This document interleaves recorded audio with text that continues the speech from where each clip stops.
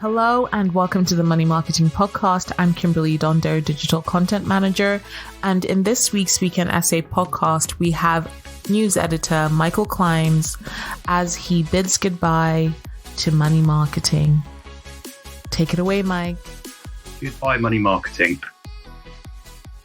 In my writing life, I've learned that one of the greatest problems is to get started.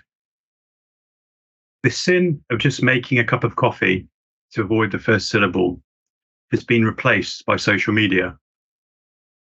Now the budding writer in any genre has the perfect virtual rabbit hole to fall down. Journalists probably have it worse than poets, playwrights, and novelists on this front. That's due to the nature of our work that is largely produced and consumed on the internet.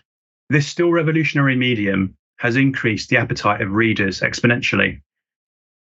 And it's especially true on social media platforms where the latest morsel of information is devoured in seconds. Any traditional media outlet that was known for the quality rather than the quantity of its output has struggled. In my career as a trade journalist, I've been fortunate to be somewhat shielded from the internet/social media bludgeon. This is because I have editors that fought to preserve long-form journalism in print. Justin Cash, who hired me back in December 2017 as a senior pensions reporter, allowed me to roam where my instincts took me. And his successor, Katie Pigden, allowed me to do the same as news editor. I'm grateful to both of them.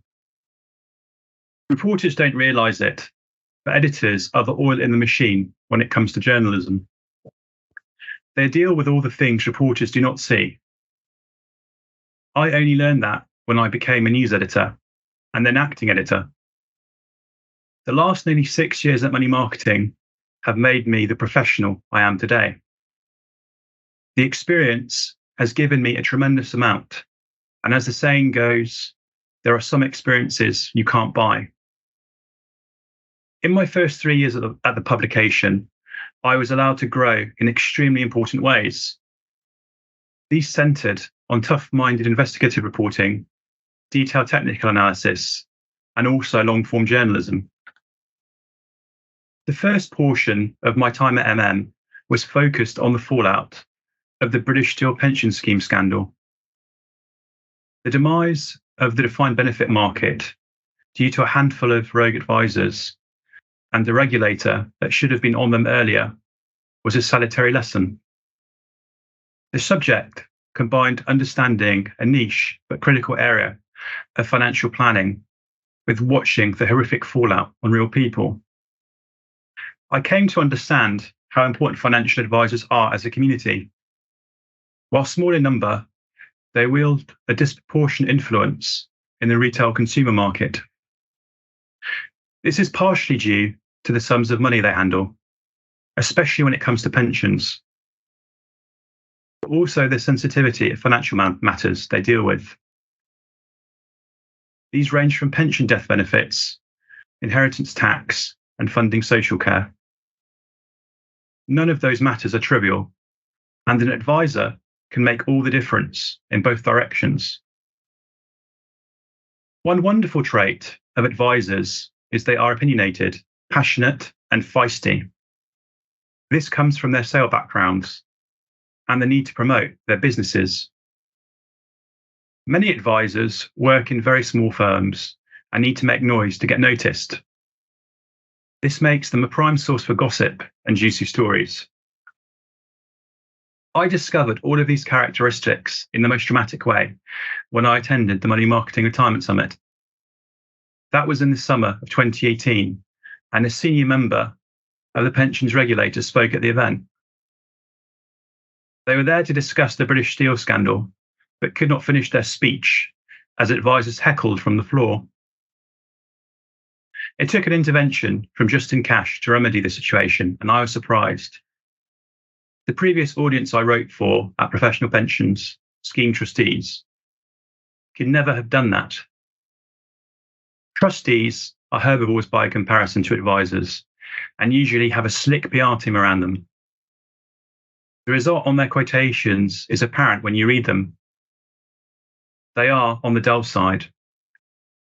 The next great episode was the world of SIPP providers, where I dug around the non-advised part of the market. 2 names became my reporting life for over a year to 18 months.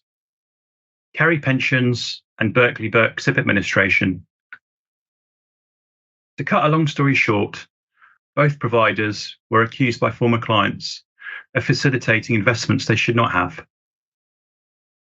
The legal cases attempted to answer this question. How much responsibility should a provider have to vet a client's investment? It was fascinating to attend the legal proceedings and gain more confidence in my court reporting. The next stages of my career at were very different and concerned being an editor. My tenure as news editor and acting editor was steep learning curves, but in a different way.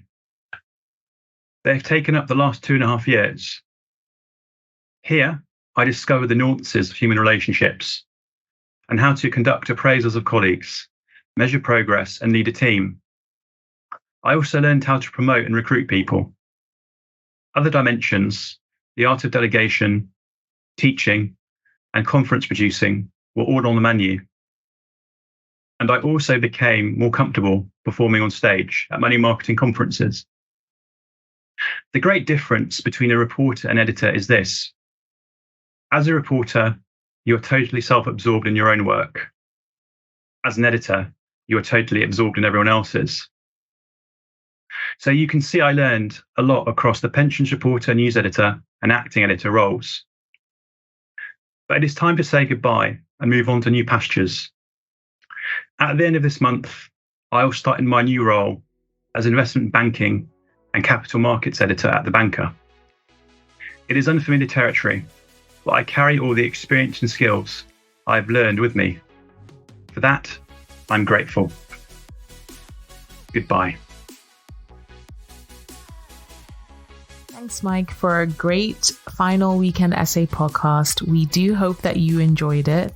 Please do keep up to date with all our new releases via Podbean, Apple Podcasts, Spotify, and everywhere else you get your podcast from. You can also keep up to date with all our new content published on the Money Marketing website, as well as our print edition Money Marketing magazine, so make sure to subscribe. Follow us on LinkedIn, Twitter, Facebook, Instagram, Threads, and TikTok. See you next time.